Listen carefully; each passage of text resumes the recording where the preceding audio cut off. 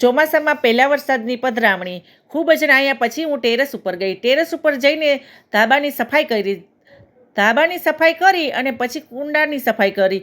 કુંડાની સફાઈ કરીને પછી હું પાલક તોડવા ગઈ. પાલક તોડી અને પછી કુંડાની સફાઈ કરી અને પાલક ધોયું. પાલક ધોઈ પછી નીચે ગઈ. નીચે જઈને કુંડાની સફાઈ કરી અને અજમા તોડ્યા. જુઓ કેવા સરસ અજમાના પાન છે.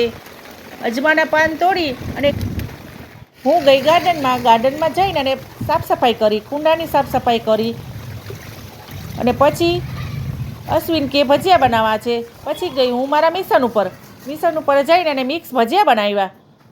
ચોમાસામાં ભજીયા ખાવાની ઓર મજા છે. જુઓ આ તૈયાર થઈ ગયા છે ગરમા ગરમ મિક્સ ભજીયા. જુઓ આ ગરમા ગરમ ભજીયાની મોજ. Bye bye.